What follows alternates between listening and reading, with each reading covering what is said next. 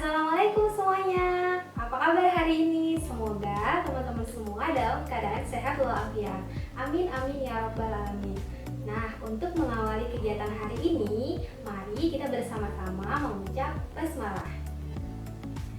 Video kali ini aku akan menjelaskan sedikit materi tentang ciri-ciri makhluk hidup. Nah, apa sih ciri-ciri makhluk hidup? Pastinya aku yakin teman-teman semua sudah mengetahui tentang ciri-ciri makhluk hidup. Tapi kali ini aku akan coba menjelaskan lebih spesifik lagi mengenai ciri-ciri dari makhluk hidup. Nah, teman-teman, di lingkungan sekitar kita tentunya pasti banyak benda-benda dong, iya bukan?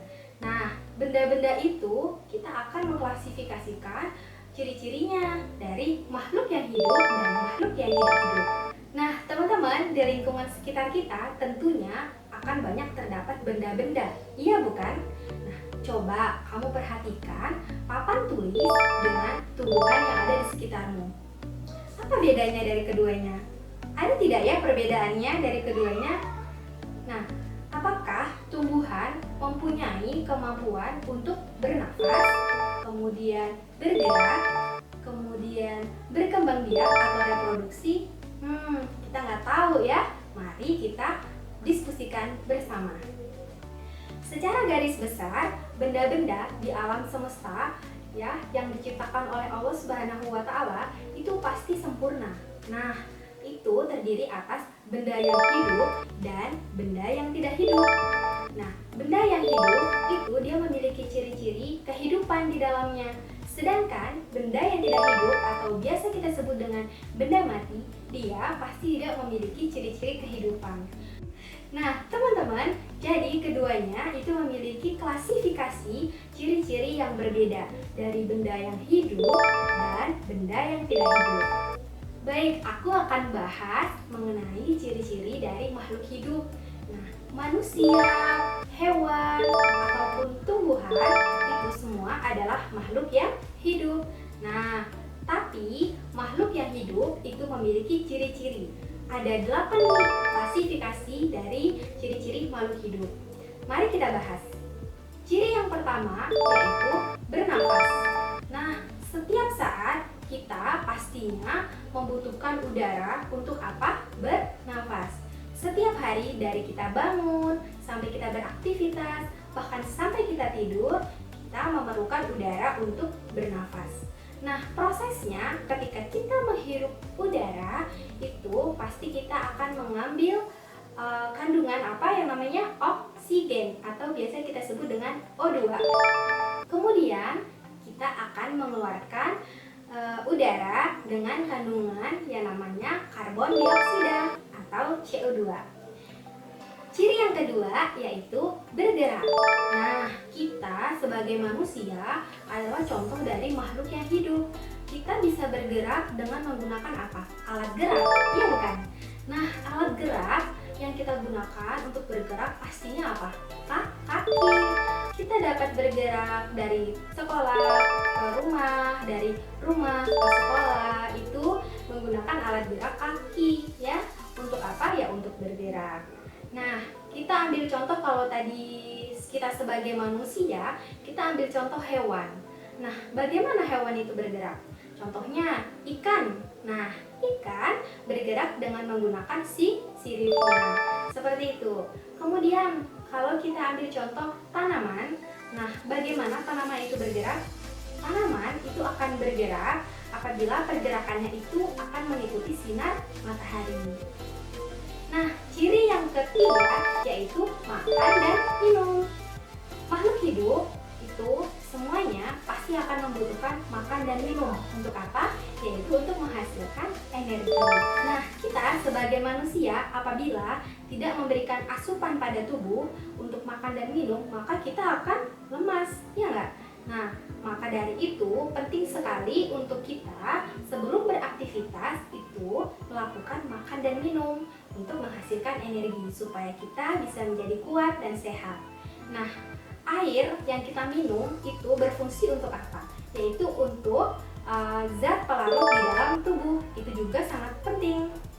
Baik, ciri yang keempat yaitu tumbuh dan berkembang. Nah, semua makhluk hidup itu pasti memiliki pertumbuhan dan perkembangan. Di sini aku akan ambil contoh 3, yaitu manusia, hewan, dan tumbuhan. Kita ambil contoh manusia. Kita itu berawal dari mana? Dari bayi, ya. Kemudian balita, selanjutnya remaja, dan kita beranjak dewasa. Proses-proses tersebutlah yang dikatakan tumbuh dan berkembang. Contoh yang kedua yaitu pada hewan. Nah, pada hewan kita ambil contoh yaitu kupu-kupu. Pastinya kita akan melihat kupu-kupu itu indah ketika terbang. Nah, ternyata fasenya itu kupu-kupu berawalnya dari mana? Yaitu dari telur, kemudian berubah jadi ular, kemudian kepompong, kemudian kupu-kupu muda, baru dia menghasilkan kupu-kupu dewasa. Nah, itu pada hewan. Yang ketiga contohnya yaitu pada tanaman.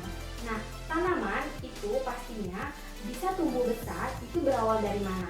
Dia akan berawal dari biji, ya. Biji yang kemudian akan tumbuh menjadi dewasa. Baik, ciri yang kelima yaitu berkembang biak atau reproduksi. Nah, tujuan dari berkembang biak atau reproduksi itu untuk menghasilkan suatu keturunan agar dia tidak punah. Coba kamu perhatikan, kamu lahir dari mana? Dari ayah dan ibumu, ya bukan? Nah, ayah dan ibumu lahir dari mana? Dari kakek dan nenekmu, dan seterusnya. Nah, proses itulah yang dikatakan berkembang biak atau reproduksi. Baik, ciri yang keenam yaitu peka terhadap rangsang. Nah, manusia itu mempunyai kemampuan untuk memberikan tanggapan-tanggapan untuk menerima rangsangan. Nah, manusia, kemudian hewan itu pastinya memiliki panca indera, iya bukan? Nah, contoh kecilnya panca indera yang biasanya adalah hidung, kemudian mata, dan telinga. Hidung itu berfungsi untuk apa? Untuk mencium bau. Nah, kemudian mata untuk apa? Untuk melihat. Kemudian telinga untuk apa? Untuk mendengar. Nah, dari panca indera itu maka akan membantu kita sebagai manusia untuk menerima rangsangan. Baik, ciri yang ketujuh yaitu mengeluarkan zat sisa. Nah, ketika kamu sedang berolahraga, apa yang akan tubuhmu keluarkan? Yaitu keringat, iya bukan? Nah, kemudian ciri yang kedua yaitu ketika cuaca sedang dingin, apa yang akan tubuhmu reaksikan? Bisa jadi kamu akan lebih sering keluar kamar mandi untuk buang air kecil, ya bukan? Nah, contoh dua itu bisa dikatakan bahwa tubuh kita itu melakukan pengeluaran zat-zat sisa atau biasa disebut dengan ekskresi. Nah, zat sisa dalam tubuh ini sudah tidak diperlukan lagi oleh tubuh. Makanya dia berusaha untuk dikeluarkan oleh tubuh dengan caranya masing-masing. Baik, ciri yang ke-8 yaitu beradaptasi. Nah, beradaptasi merupakan ciri-ciri dari penyesuaian diri terhadap lingkungan. Jadi makhluk hidup itu melakukan penyesuaian diri terhadap lingkungannya. Oke, perhatikan pohon jati. Kita ambil contoh pohon jati ya. Nah, pohon jati itu ternyata ketika kemarau dia akan menggugurkan daunnya. Nah, contoh itu termasuk dalam penyesuaian diri terhadap lingkungannya. Mengapa? Karena pohon jati ini menggugurkan daunnya tujuannya yaitu untuk mengurangi penguapan. Jadi, pohon jati ini salah satu contoh penyesuaian diri terhadap lingkungannya untuk mempertahankan hidupnya dengan cara menggugurkan daunnya saat musim kemarau. Oke teman-teman, itu tadi ciri-ciri dari makhluk hidup. Nah, ada berapa? Ada 8, jangan lupa. Yang pertama yaitu bernafas. Yang kedua yaitu bergerak. Yang ketiga yaitu makan dan minum. Yang keempat yaitu tumbuh dan berkembang. Yang kelima yaitu berkembang biak atau biasa kita sebut dengan reproduksi. Yang keenam yaitu peka terhadap rangsang. Yang ketujuh yaitu mengeluarkan zat sisa. Yang terakhir, yang ke-8 yaitu beradaptasi. Nah, itu tadi teman-teman video dari aku. Semoga videonya bermanfaat ya untuk teman-teman semuanya. Aku tutup dulu video kali ini. Assalamualaikum, sampai jumpa di video selanjutnya.